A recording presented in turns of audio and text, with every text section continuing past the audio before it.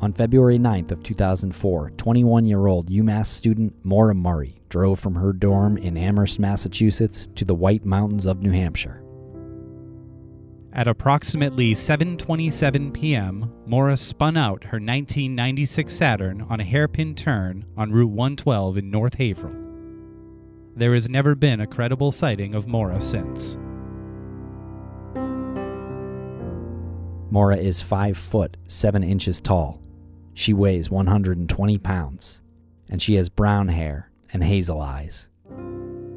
If you have any information regarding Maura's disappearance, please submit it to us, The M.O.R.E family at moramurrayfamilydirect@gmail.com. or the New Hampshire State Police Cold Case Unit.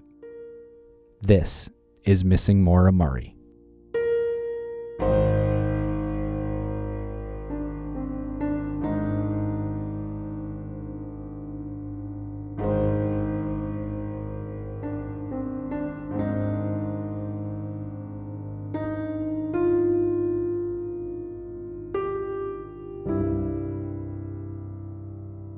Welcome back to Missing Maura M.O.R.E.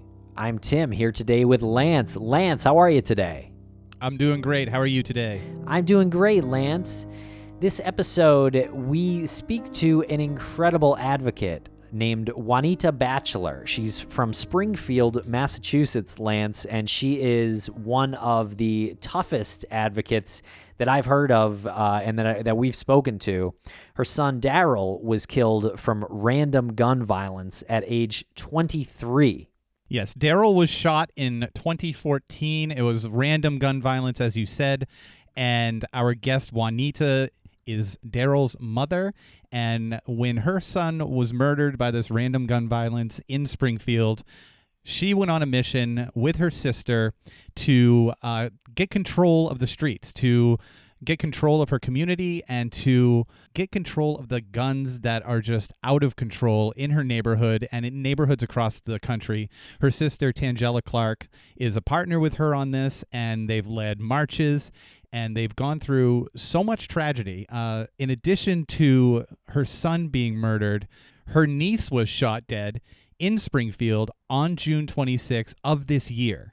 And Juanita still goes on. She still marches forward with this fight. And really, there have been a handful of interviews that just leave you speechless and heartbroken, but motivated and inspired at the same time. And this one is right at the top of the list. That's right, Lance, and that's why we're airing this one on both Missing Maura M.O.R.E and Crawl Space. So if you subscribe to both, you'll find it on both at some point in the next week. And Juanita started M.O.R.E. It's an advocacy group known as Mother Overlooked Reaching Out Empowerment.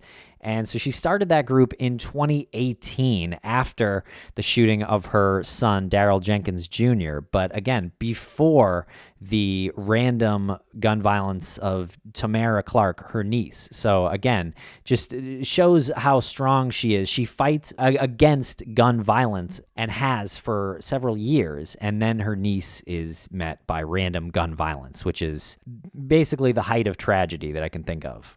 And I just want to give a quick shout out. We talk about the mayor of Springfield, Dominique Sarno, and we weren't familiar with him because we're not from Springfield. We're on the other side of the state. A really important shout out to him. He has been labeled the son of Springfield. He's the mayor now. He's been the longest standing mayor in Springfield's history, and he is side by side with Juanita and her family and all of the other families that have experienced this. And very rare to see a public official, a mayor, be that ingrained, be that tight-knit to the community. So if anybody's listening who knows Dominique Sarno, tell him to pop this episode on.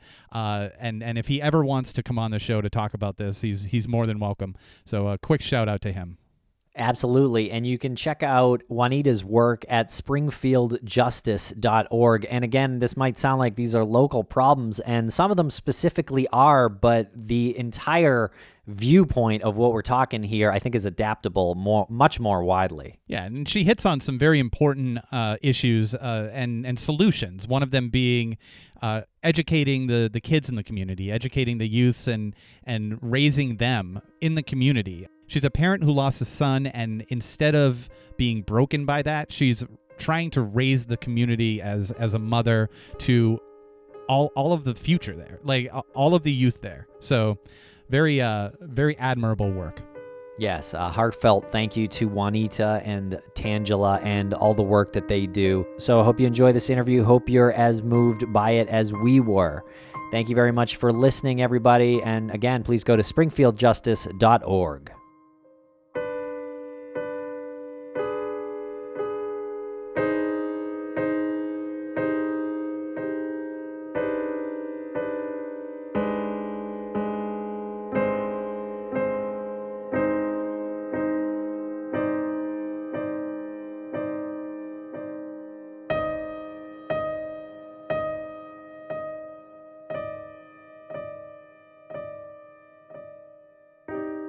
Juanita Batchelor, welcome to the podcast. How are you today? I'm fine. Thank you.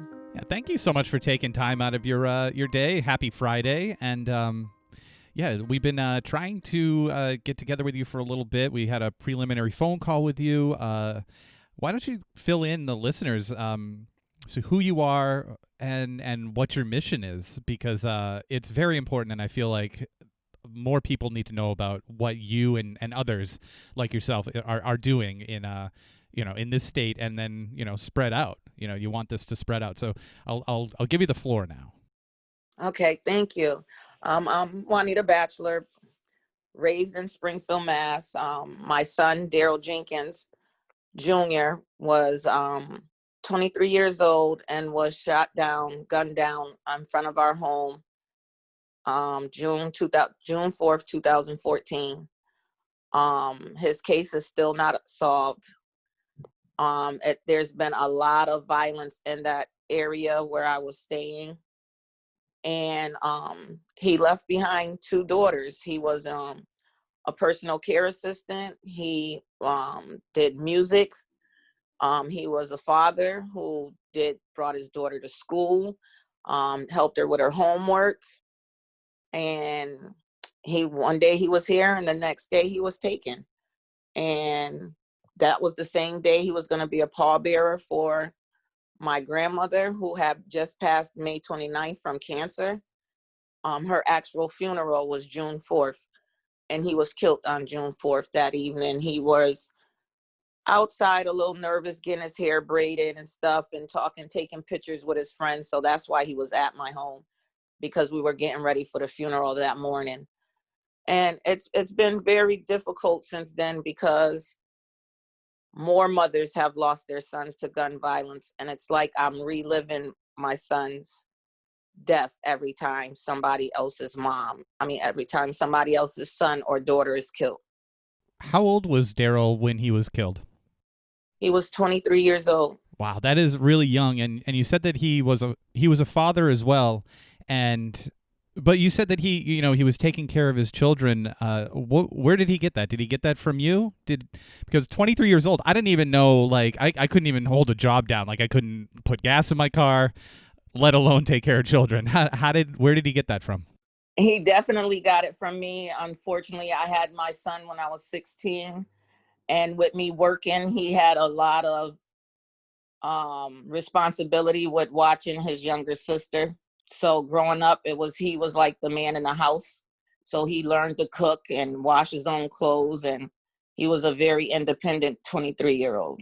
I know a lot of 23-year-olds don't do that, but yeah, he was very responsible. And he had two daughters. At the time he was murdered, his oldest had just turned 7, and his youngest had just turned 1. Oh, it's such a tragedy. I'm so sorry. So much tragedy at the same time, too. Did that lead you to start M.O.R.E?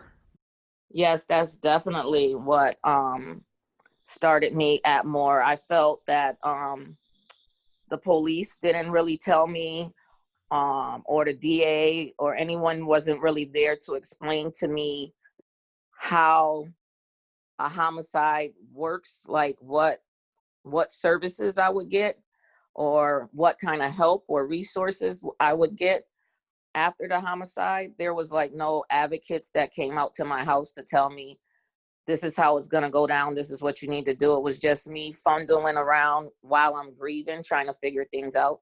So I didn't want other families to have to go through that. I wanted them to know what was going on and be able to help them through their grieving, refer them with counseling, but still be a space that they can be with people who's really from where they're from and really know how it feels to feel overlooked by the police station or the commissioners or the mayors or even your community, even the community, because they're so fearful or don't want to snitch, they keep important information withheld. And that terrifies a parent, knowing that people know what happened, but won't say anything.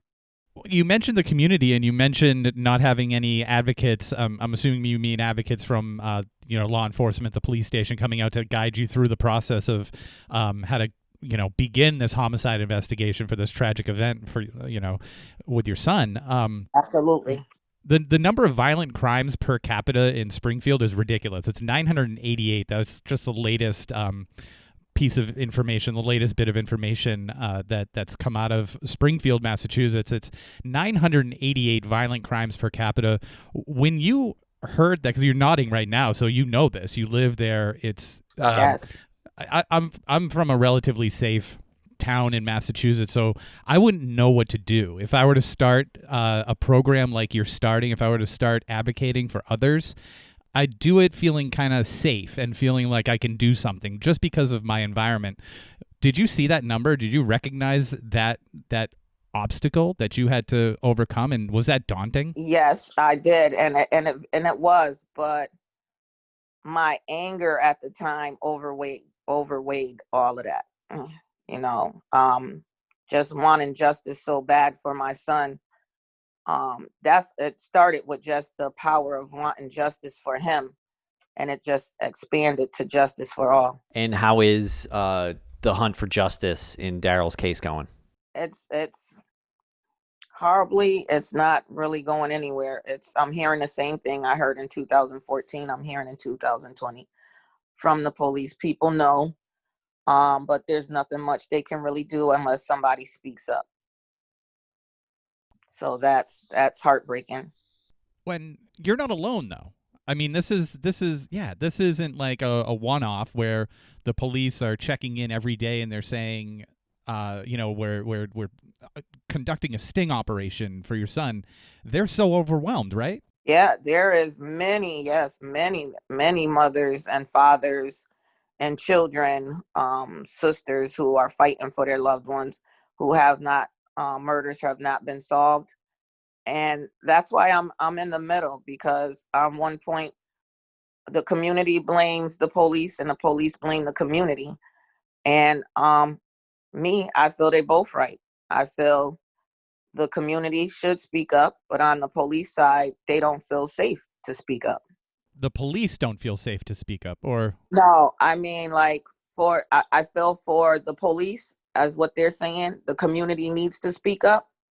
And then on the other side, where the community is saying that they don't feel safe by the police, so that's why they won't speak up. They don't feel the police will protect them if they speak up and tell what's going on in the streets.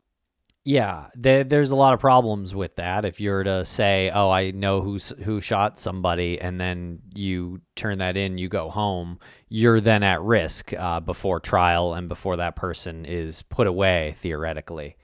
Absolutely. and there's no program in place to keep someone safe if they want to provide information for something like this. No, not really, but we are trying to work on that. I have talked to the mayor, and we've been getting a bunch of our organizations against gun violence have been working together to try and make a Springfield vision without gun violence, and that is definitely one of the things on the list that we're trying to get. Oh, great. What else is on the list, if you don't mind sharing? Yes, we have on the list a coroner to get back into Massachusetts, into Springfield. The wait times for family members that are homicide, the waiting for a coroner to come. My son particular was out there for 6 hours, so everybody got to see. The family came because we didn't have no coroner here. We're asking for a coroner to come to be put back here. I just want to be clear of what you're saying. This is really shocking for some people. Yeah. You're saying your son was murdered. He stayed there on the street for 6 hours before a coroner could come because there is no coroner there. Yes. Just, and family got to go there. People were. Yep. He and the people recorded, put him on Facebook. So I didn't even get to tell his family on his father's side. People just were jumping the gates, and we all like stood out there till like 5, 6 in the morning. And when I talked to my detectives about the length of time my son was out there, and they told me it's because we no longer have a coroner here. Was that because of some election? Or, I mean, I've never heard of such a thing. They said Governor Baker took the coroner out, and with the time of death that my son has, people are asleep, and they got to come from far. Okay, so who actually does the duty of taking a body away then now? The coroner, the black coroner truck. Okay, so there's just one around, and then they'll drive around through the state. Oh my God. Yes, yes. Because what concerned me, because I thought it was me, but then I did a remembrance drive in Springfield with like 60 families, and all their stories were like mine. Their child laying in the street because they had to wait for a coroner. Some not as long, some maybe 3 hours, some maybe an hour, but just the length time of laying there looking at your dead child in the street is traumatic. How in the world do you even start a murder investigation when the body has been exposed to absolutely everything for 6 hours? I don't know. They covered him up. They covered him up with a black bag. But I could still see his sneaker, his foot. So, I don't know. That's questions I have to ask. So detectives were there first, or the police were there first, an ambulance, and then detectives? The ambulance was there first. Actually, I was there while the ambulance was trying to save my son's life. And they were yelling, "Ma'am, we're trying to save him." And then the police came. The police was there, and they were like holding me back. And then the other people, they were putting the yellow tape, and they were checking the bullets and stuff on the ground, asking everybody questions, asking me questions. Do I know who would do this? Did I see anybody? I couldn't even think of my nephew's names that was out there with him. I couldn't think of nobody's name because I was in such a state of shock. So that's basically what I remember after that. For that point, I remember it being a lot of lights, a lot of people just questioning me and telling me they're sorry. Oh my God. And I can hear the kids crying, and my daughter fainted, and she was pregnant with twins. She ended up having her twins. He was killed in June. She had her twins in August. They weren't due till December. Wow. So it was very like a movie, like so unreal. What was the circumstances? I know he was shot, but what time of night was this, and was it gang related? Was it random? They think the people might been they said they think it might be gang related, far as the people who were shooting maybe getting initiated or trying, or just because like I said, the area had started getting real bad with a lot of shootings. And my son didn't actually live there. He just was there because we were going to the funeral. But they just shot in the crowd from across the street. So a female got shot with my son as well. She got shot in the face. So it was a crowd of kids, my nephews, females and everybody. And it was at 12 midnight. I had told my son he was getting his hair braided, so I told him he had the females had to leave. We got to get up early. So he went to walk those girls home, and they were outside taking pictures. I guess they didn't actually go walk right away. They were taking pictures in front of the house, and it was a shooting in the crowd. Do you happen to know what type of gun it was? Was it a handgun or was it like an automatic? I don't know. All I know is all the shells were found across the street in somebody's yard across the street from my house. Wow. And have you talked to that person, to your neighbor? Do they? Yes, I've talked to my neighbor, and even there, people, the older lady, she's not saying nothing because she went through this with something with her brother back in the days, and she's too old to go through this kind of stuff. And she just told me to watch a certain group of people, but that's all she was saying. And the girl who got shot in the face, she lived, but she said she didn't see nobody. And I kind of could believe it if they shot from way across the street. Yeah. And your niece, Tamara Clark, she was killed recently. Yeah, she was killed June 26th. She was killed at the gas station. She seen somebody she knew, and a car drove up. We believe the target was the guy she was talking to, that she spoke to. He was shot as well. And but she didn't lay in the street. They definitely put her in the ambulance. And that's something I don't understand, because she was dead already when she hit the ground. So I don't know why they didn't wait for the coroner for her, or maybe because of all the heat I've been given to them about the coroner situation, that they put her in the ambulance. But she did not have to lay in the street. But that's another sad situation. Juanita, I'm so sorry. This is absolutely surreal. You had organized this gun march, or this march against gun violence, just that same month, and then Tamara was killed just a few weeks later. Yes, two people. Another person was killed on the 17th, June 17th. Someone was shot up. Two motorcycles drove on the side of them and shot them up, blocked them in and shot them up on Wilbraham Road in Springfield, Mass. And then the 26th, Tamara, my niece Tamara, was shot.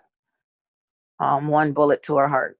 And yeah, it's very emotional. And doing this organization is very emotional, especially because most of the people, I know them or I went to school with them, like the moms or something, or the kids went to school together or something.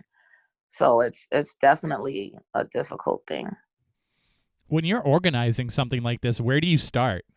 Because it feels like, when you're just pounded down by waves in the ocean, it's like you feel like you caught your breath and then you get hit again and hit again.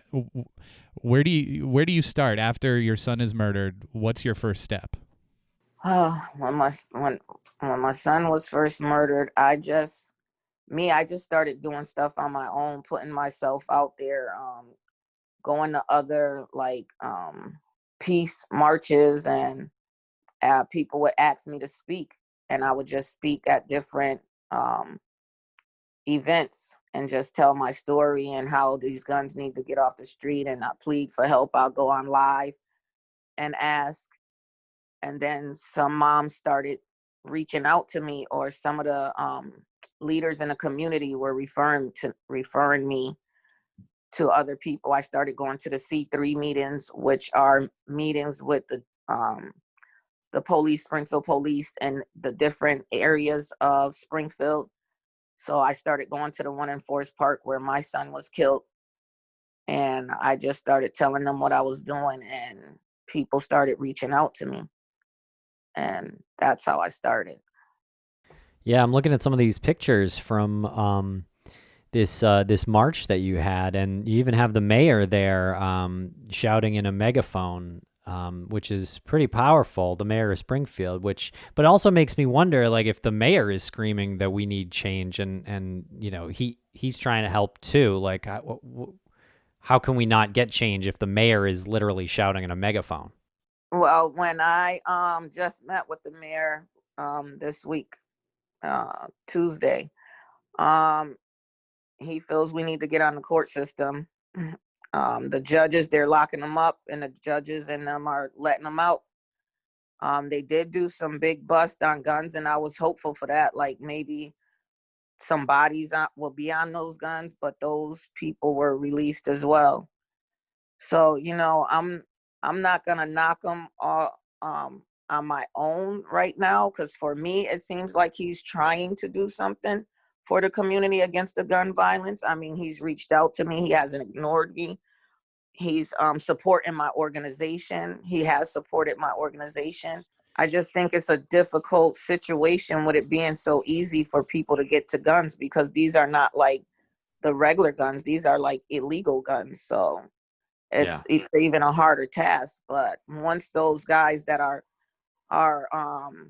I forget the word that they call it, but when they are the ones who keep going back for the same thing, a gun charge, they should not be able to come out no more.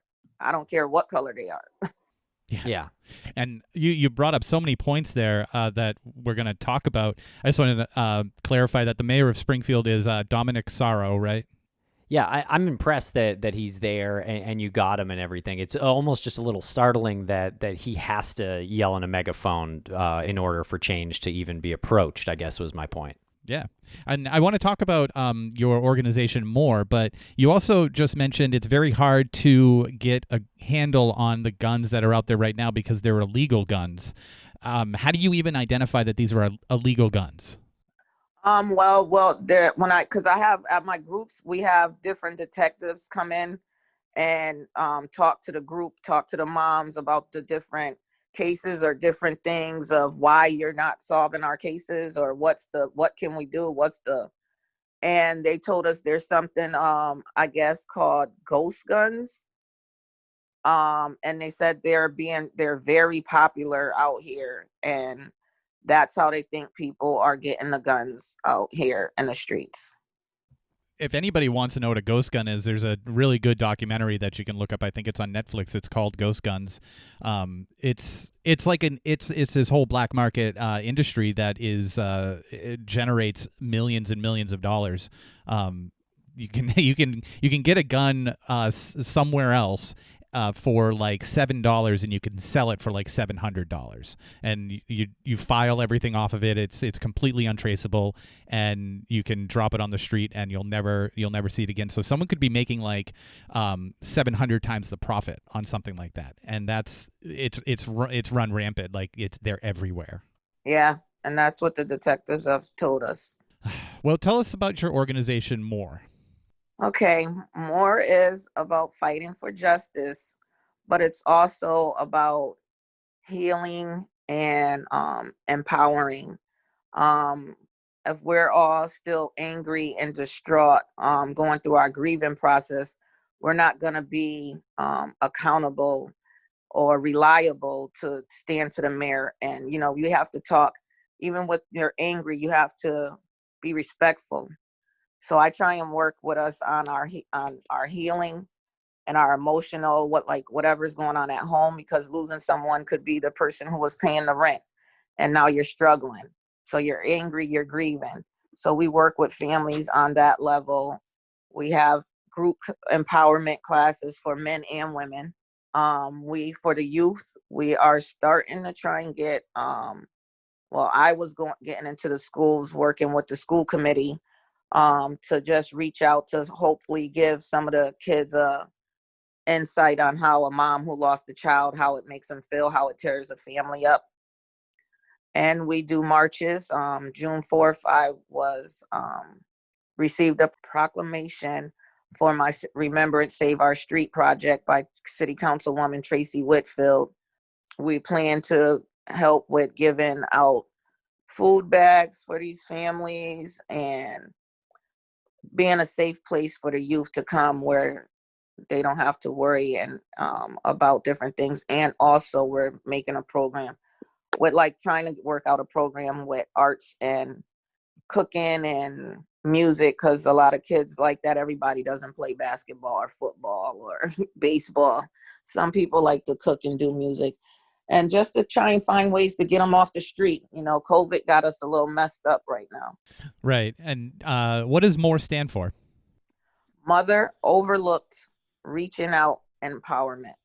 Have you ever communicated with former gang members or current gang members to either reform, or if they're former gang members, do they speak to some of the youths in your community? I have not really been able to talk to him. Brother Johnny Muhammad is a person who he has a group, that crew is called Crew. I forgot what the letters stand for, but they are the people who really do that. And they were going to put me in to start doing those, but COVID stopped that.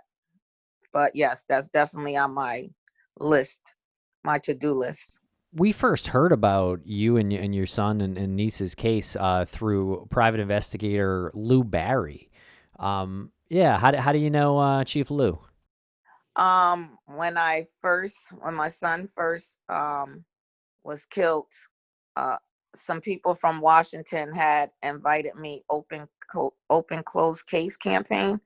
They had invited me to Washington, where there they put me into private investigator Sarah, I forgot her last name, and slowly she ended up leaving out, but he never left. Every time he texts me, messages me, always if he has any ideas for me or anything. He's a great support system from afar.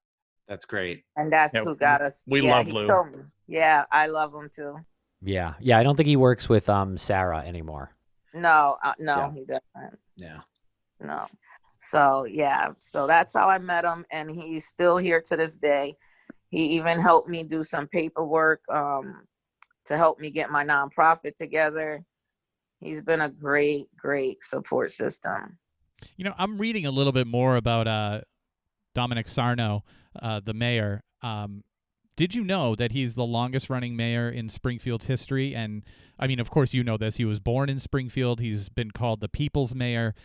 So I think that you might have the right person at the right time to be helping you out in the right position and screaming from that megaphone. Yes. And he also went to my pastor, is close with him. He went to school with my pastor's sister. They went to Commerce together. So, yeah, he's definitely Springfield. Yeah, and it kind of sounds like this is a local problem that we're talking about, and specifically we kind of are, but a lot of the practices that we're talking about can be adapted more widely. Mm-hmm. What advice would you give to somebody from a different area who is dealing with some of these issues? Definitely to reach out to someone for support, because it's a heartbreaking situation. But I would say never give up. It might seem rough. Have faith and stay strong. Well, you started off, and you've told us before that you have this anger, and the other mothers, the other family members of other victims of gun violence have this anger because for many reasons. One of them being is that everyone sort of knows who did it, but people just don't want to talk, and then you realize who has control over your neighborhood and your children. And I think a lot of what you're doing that's really overlooked generally is how to channel your anger and make that into something positive. And a lot of people will say, you can't be angry about these things. You have to. But I feel like we're meeting more and more people who accept that, and they're like, yeah, I'm angry. That's an emotion. My son died. My daughter died. My dad died. My mom died. Like it makes me angry. I mean, it makes me angry thinking about it. I'm not even close to being in your shoes. Do you ever seek out any other types of counselors to talk to members of your group and to talk to people in your situation? Yes, I do, because you're absolutely right. You're very angry, and I'm still angry because even at times I feel like when my niece and the other young man was killed right after June 4th, And I was just like so proud that June 4th, that what I was doing, and then they got shot. It was like, what am I doing this for? It's like I felt like I'm not making no change or nothing. So I went back to my pastor who counsels me, and I have a therapist through South Bay. But we have Bishop Boyd, who's a therapist who comes and talks to the group, and another woman from Natasha from Roca, who's a therapist who talks to the group when it's like over the edge. And when I say angry, I don't mean to not be angry, but when you're going and trying to fight and be violent angry yourself is not going to diffuse the problem. And when you're in that part of grief, you want to fight everybody, because I was there. I wanted to fight everybody, and it didn't get me anywhere until I got myself, until I got more and wanted to do more and started learning. It started changing my ways. I'm still angry inside, but I'm not that angry where I want to go beat somebody up. I'm angry where I want to find some change. I want to get some justice. So some people do, when you're in the beginning stages of your grief, yeah, it's horrible. And some people's griefs, I mean, I still have tears, crying and yelling in the pillow and all that stuff, and because it's frustrating, but I just can't see myself going at it, fighting and putting myself in a more situation and something happens to me. Well, you said fighting for justice. Your website is springfieldjustice.org, and you even said that COVID kind of slowed things down a little bit. But I'm on your website now, and I'm seeing marches with people wearing masks. I'm seeing Zoom meetings. You've been having some Zoom. Tell us a little bit about that. So you're organizing it virtually as well? Yes, we're organizing. So because I just got my office space in June. And so for some of us that don't want to come in, so it's not so piled up, we do Zoom. So we in the office and Zoom and at the same time. And we just had that vision of a vision of a non-violent Springfield, and it was with the nonviolent committee, Roca, Lauren Holmes, Moms Demand Action. I think that's it, and more. So yeah, we did that, and well, it slowed it down far as like doing a lot of stuff with the youth is where it slowed it down at, where we can like really get into a program with the youth. My office is too small. Maybe I can do one or two things with a couple of kids. But we've been working on it. We made a library for the youth to come in and stuff inside the office. That's pretty amazing, because it sounds like you're getting to the root of the change, because a lot of communities will simply gentrify. They'll just start forcing the businesses in that are trendy and current, and they're not focusing on the children, the future of that community. Have you had to sort of do battle with the developments? Because I know Springfield does have some of that going on. Have you ever had to battle with that and say, no, it's not, it is kind of about that, but it's more about the youth? I am in that right now, trying to battle with that. I am at this minute, because I am saying it's about the youth. And so, yeah, some people say it's not. It's about the police brutality and all, and it's a little bit of everything. But what my goal is to get at these youth and these young adults, and the mayor's on my side with that. Really fascinating, the police brutality, because that's been a topic that's all over now, and rightfully so. But it comes from somewhere, and without I'm not defending either way. I'm not defending Black Lives Matter, and I'm not defending police in this conversation. I'm saying both sides have systematic problems, and you need to solve both of them. They need to come together. How do you decipher that yourself and in your organization, when you have someone who's coming to you and they're so angry about police brutality, or if you've talked to law enforcement and they're just so angry about the way the community treats them? How do you approach both arguments? Well, I approach it as this. I've been on both sides. I've been with the police brutality, and right now I'm looking at it as from a mother's point of view. Right now, I'm not. So that's all I can do is look at it as a mother's point of view, and as a mom, I want to try and fix it.